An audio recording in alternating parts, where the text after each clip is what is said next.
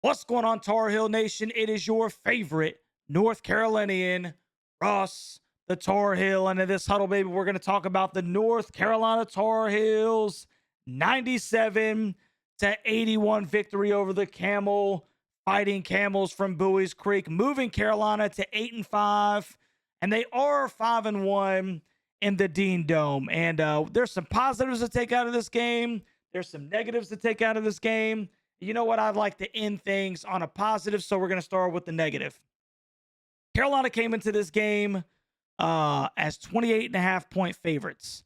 And I think at one point they got the lead up to about 27, and they could not necessarily just completely wipe Camel off the floor, bro. Way too many step-in threes, way too many opportunities with second chance points underneath.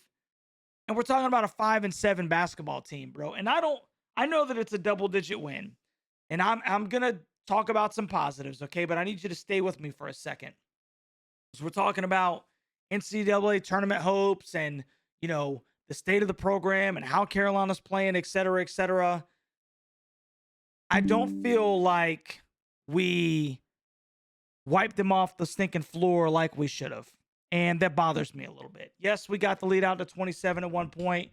I think the starters came out with about 30 seconds left in the game, so they played the entire game to get to 97. And it just still isn't a beautiful, pretty product, man, as far as a whole is concerned. The defense is terrible. It's terrible. The defense is absolutely atrocious. I think Campbell was averaging like 70 something points a game, and they come into stinking the Dean E. Smith Center and they drop 81 against us, and they almost can't miss from three. I'm surprised. We'll see here in a second. They only shot 40%, but they were stinking lighting it up.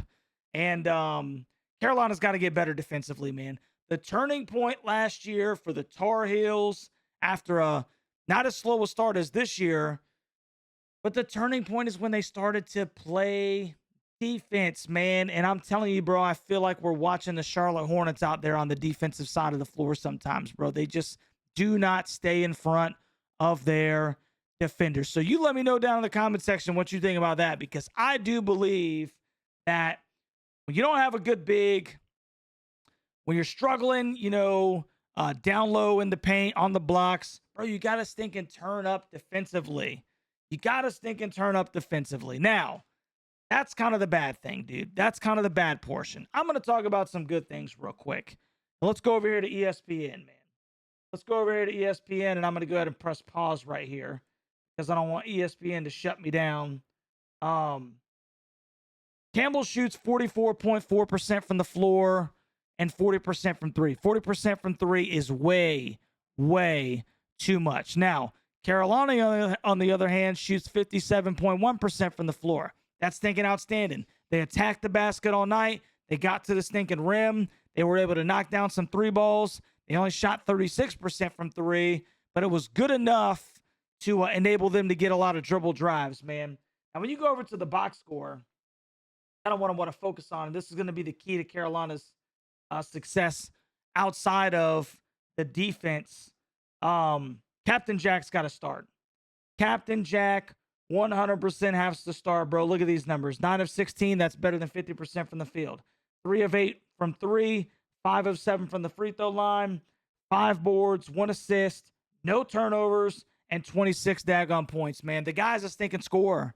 He's a scorer. And he was on the floor to start the game tonight, as he should be for the rest of the season. This is a one-and-done talent. The kid is a stinking hooper. Nobody can stink and guard him. And I am glad that Captain Jack has been inserted into the starting lineup.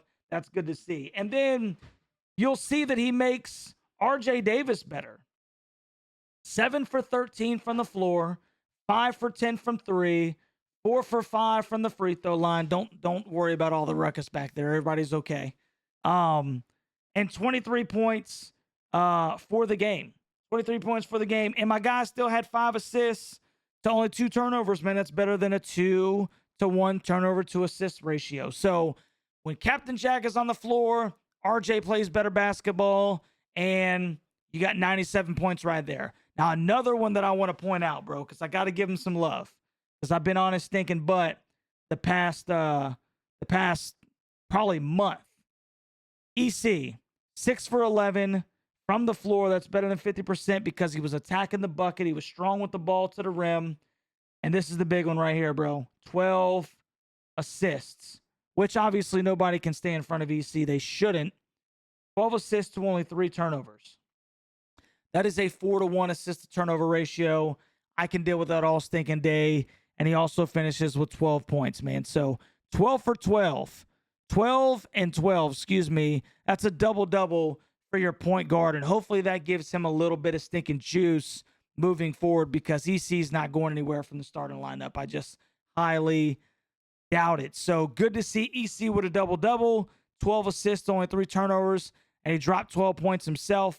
But the big story, bro, is Ian Jackson and RJ Davis. If RJ starts finding it like I feel like he might be kind of coming along, bro, that's going to be a pretty good daggum duo right there as far as scoring wise. The only caveat is that Carolina has got to turn up defensively if they're really going to do something big at the end of the year.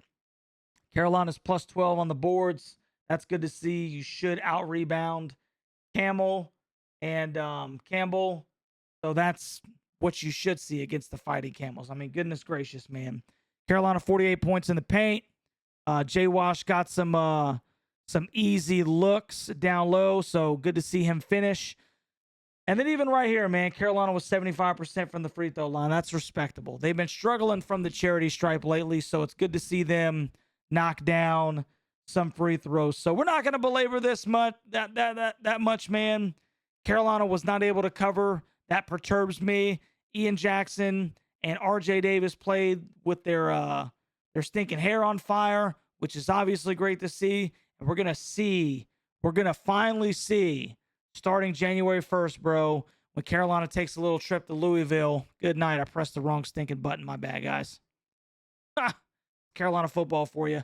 Yeah, I still pressed the wrong stinking button. My bad, guys. That's how awesome this stinking